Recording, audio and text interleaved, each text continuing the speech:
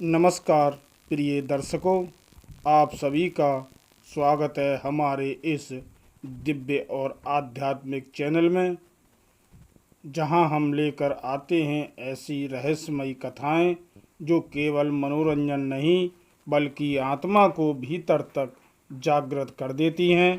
दोस्तों, आज की यह कथा साधारण नहीं है। यह कथा है मृत्यु के सबसे बड़े रहस्य की।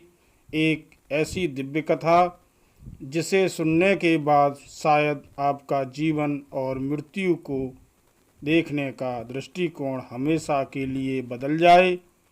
क्या मृत्यु सचमुच अंत है? क्या हमारे अपने हमें छोड़कर कहाँ चले जाते हैं? क्या आत्मा अमर है? और मृत्यु के बाद आखिर होता क्या है?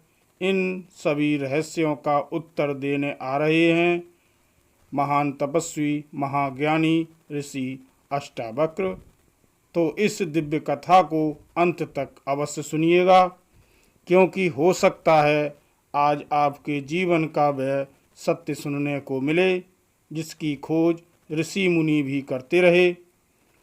अगर आप सनातन धर्म, रहस्यमयी कथाएं, गरुड़ पुराण, श्री कृष्ण, महादेव और आत्मा के गूढ़ रहस्यों को जानना पसंद करते हैं तो अभी हमारे चैनल को सब्सक्राइब कीजिए, वीडियो को लाइक करें और कमेंट में लिखें ओम नमः शिवाय।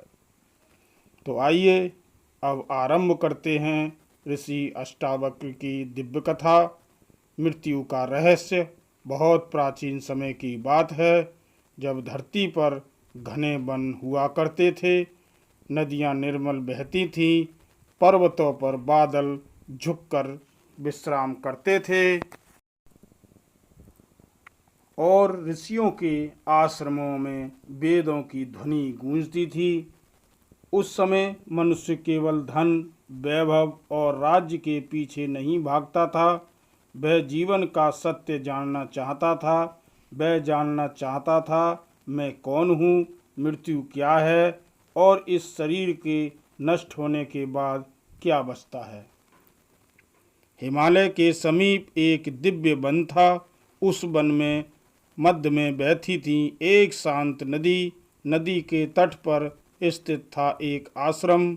वहाँ रहते थे महान तपस्वी, महाज्ञानी ऋषि अष्टावक्र।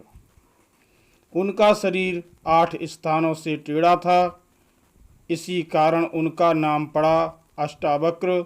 लेकिन उनका ज्ञान इतना विशाल था कि बड़े बड़े राजा, विद्वान और ऋषि भी उनके सामने मौन हो जाते थे। कहा जाता है कि जो भी उनके आश्रम में अपने मन का अधिकार लेकर आता, वह ज्ञान का प्रकाश लेकर लौटता। दुखी युवक का आगमन। एक दिन संध्या का समय था। आकाश में सूर्य धीरे धीरे अस्त हो रहा था। वन में पंछियों की मधुर आवाज़ गूंज रही थी।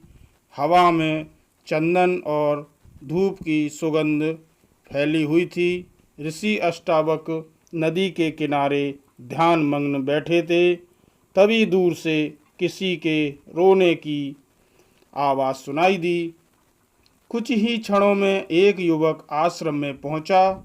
उसके वस्त्र अस्त व्यस्त थे, आंखें आंसुओं से भरी थीं, चेहरा गहरे दुख से भरा हुआ था। जैसे ही उसने ऋषि को देखा, वह दौड़कर उनके चरणों में गिर पड़ा। कांपती हुई आवाज़ में बोला, गुरुदेव, मेरे पिता की मृत्यु हो गई है।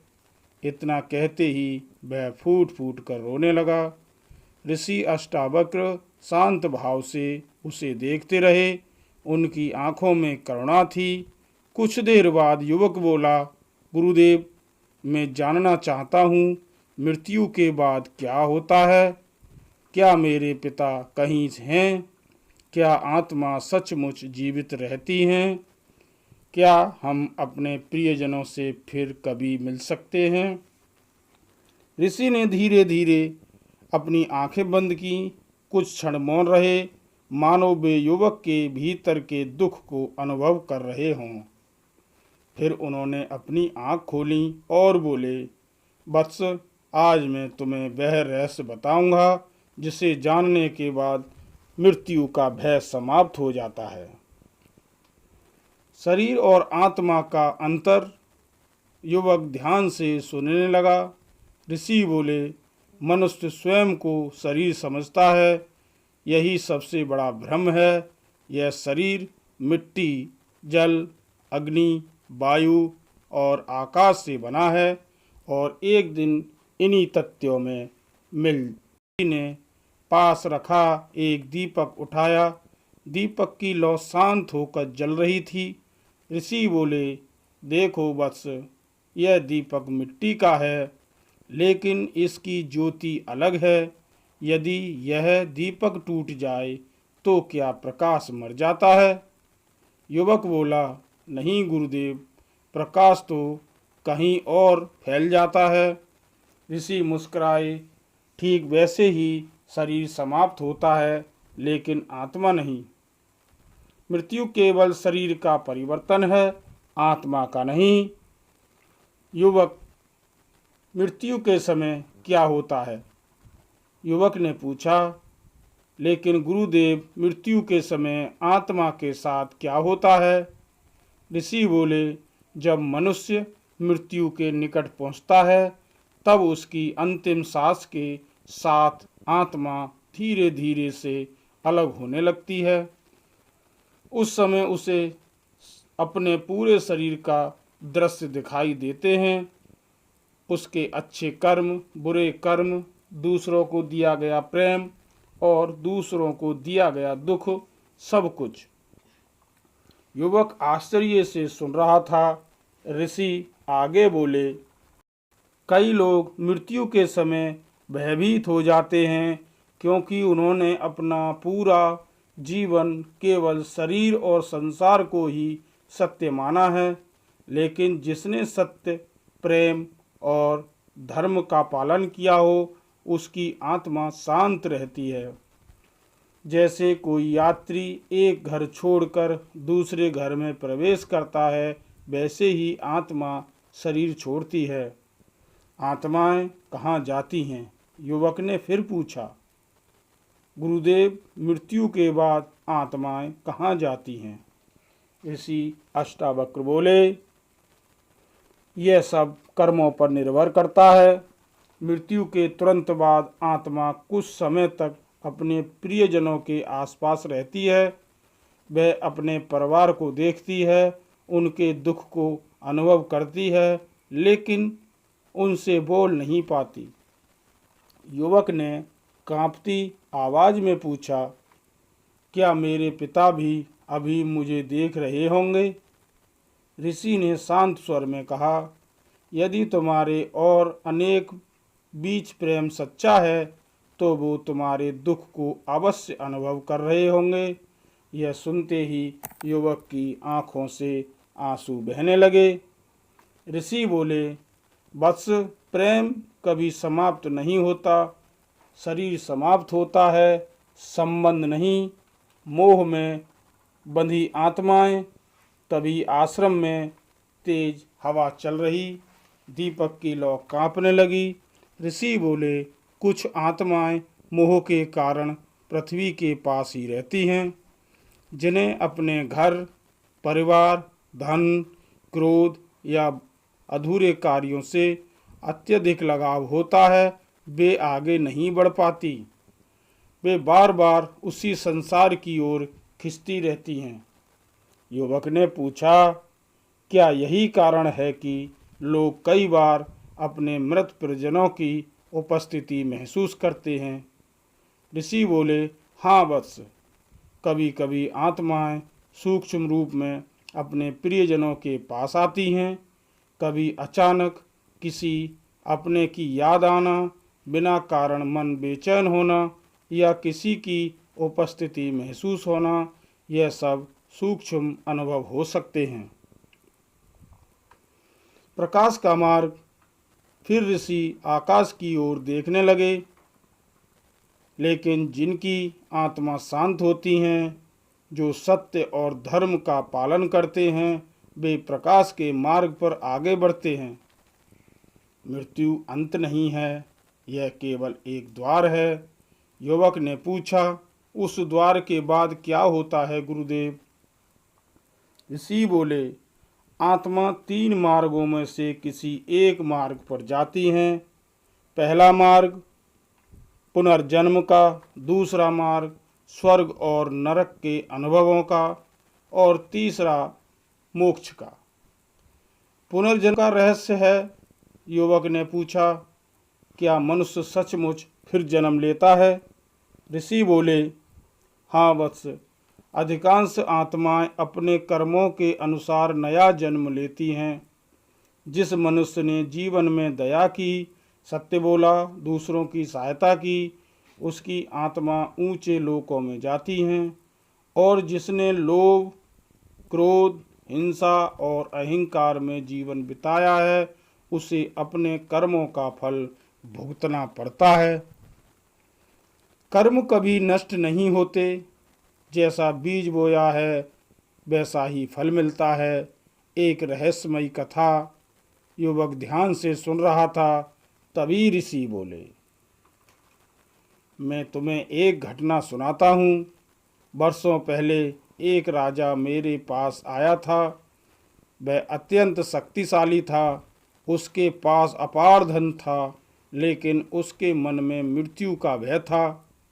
उसने मुझसे पूछा, गुरुदेव, क्या मेरा राज्य, मेरा धन और मेरा वैभव मृत्यु के बाद मेरे साथ जाएगा? मैंने उससे कहा, राजन, मृत्यु के बाद केवल कर्म साथ जाते हैं। लेकिन उसने मेरी बात पर विश्वास नहीं किया। कुछ वर्षों बाद युद्ध में उनकी मृत्यु हो गई। और फिर एक दिन ध्यान में मैंने देखा उसकी आत्मा उसी महल के आसपास भटक रही है, क्योंकि उसका मोह अभी समाप्त नहीं हुआ था। युवक चिंतित रह गया, मोक्ष क्या है? कुछ देर बाद युवक ने पूछा, गुरुदेव, मोक्ष क्या है? ऋषि अष्टावक्र मुस्कुराए। जब आत्मा यह जान लेती है कि वह शरीर नहीं बल्कि परमात्मा का अंश है, तब जन्म और मृत्यु चक्र समाप्त हो जाता है। वही मोक्ष है। मोक्ष का अर्थ कहीं भाग जाना नहीं है, बल्कि सत्य को जान लेना है। जिस दिन मनुष्य अपने भीतर के अहंकार, लोभ और भय को समाप्त कर देता है, उसी दिन वह मुक्त होने लगता है। फिर ऋषि ने युवक की ओर देखकर कहा, भगवान ने भी यही सत्य बताया है। उन्होंने धीमे स्वर में कहा, जैसे मनुष्य पुराने वस्त्र त्याग कर नए वस्त्र धारण करता है, वैसे ही आत्मा पुराने शरीर को छोड़कर नया शरीर धारण करती है। वन में गहरा मौन छा गया। रात्रि धीरे धीरे उतरने लगी थी। आकाश में तारे चमकने लगे थे। युवक अब ध्यानपूर्वक हर शब्द सुन रहा था। उसके भीतर का भय धीरे धीरे समाप्त हो रहा था। युवक ने भावुक होकर पूछा, गुरुदेव, क्या मेरे पिताजी मुझे याद करते होंगे? ऋषि कुछ क्षण मौन रहे, फिर बोले, यदि संबंध सच्चा हो तो आत्माएं एक दूसरे का अनुभव करती हैं। प्रेम शरीर से नहीं, आत्मा से जुड़ा होता है, और आत्मा कभी समाप्त नहीं होती। यह सुनकर युवक की आंखें भर आईं। ध्यान का अनुभव।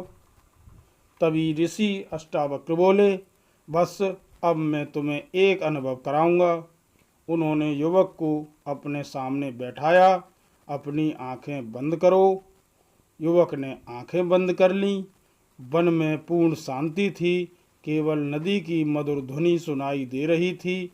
ऋषि बोले, अपने मन को शांत करो, अपने भय को छोड़ दो, अपने पिता से प्रेम से स्मरण करो।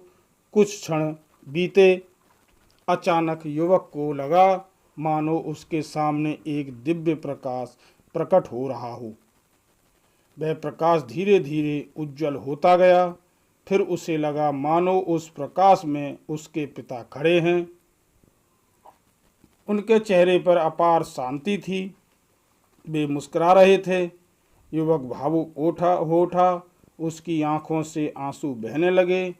उसे ऐसा लग रहा था मानो उसके पिता कह रहे हों, पुत्र, मैं समाप्त नहीं हुआ, मैं केवल एक यात्रा पर आगे बढ़ गया हूँ।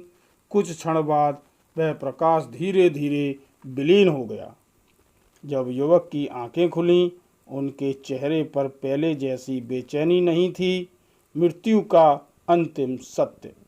ऋषि बोले, देखो वत्स, आत्मा कभी नहीं मरती। जो जन्मा है वह शरीर अवश्य नष्ट होगा, लेकिन आत्मा अनंत है। इसलिए मृत्यु से मत डरो। असली भय बुरे कर्मों से होना चाहिए, क्योंकि मृत्यु केवल शरीर की होती है, आत्मा की नहीं। जो सत्य, प्रेम और धर्म के मार्ग पर चलता है, उसकी आत्मा प्रकाश की ओर जाती है। युवक का परिवर्तन। रात्रि गहरी हो चुकी थी, आकाश तारों से भर गया था। युवक अब शांत था। उसने ऋषि अष्टावक्र के चरणों में प्रणाम किया और बोला, गुरुदेव, आज आपने मृत्यु का भय समाप्त कर दिया। ऋषि मुस्कुराए, वत्स, जीवन का उद्देश्य केवल जीवित रहना नहीं है, बल्कि सत्य को जानना है। धर्म के मार्ग पर चलो, दूसरों की सहायता करो, सत्य बोलो और अपने भीतर प्रेम जगाओ। तभी मृत्यु तुम्हें भयभीत नहीं कर सकती। युवक ने हाथ जोड़कर प्रणाम किया। उस रात वह बदला हुआ था। अब वह मृत्यु को अंत नहीं, बल्कि एक नई यात्रा मानने लगा था। और कहते हैं, उस दिन के बाद उसने अपना पूरा जीवन सेवा, सत्य और धर्म के मार्ग पर बिताया, क्योंकि उसने जान लिया था, मनुष्य मरता नहीं, केवल शरीर बदलता है और आत्मा अनंत यात्रा पर आगे बढ़ जाती हैं। आज भी हिमालय की घाटियों में यह कथा सुनाई जाती है कि जिसने आत्मा को सत्य जान लिया, उसके लिए मृत्यु केवल एक द्वार बन जाती है। और जो प्रेम, सत्य और धर्म के मार्ग पर चलता है, उसकी आत्मा सदैव प्रकाश की ओर बढ़ जाती है। यही कथा अब समाप्त की जाती है। ओम नमः शिवाय।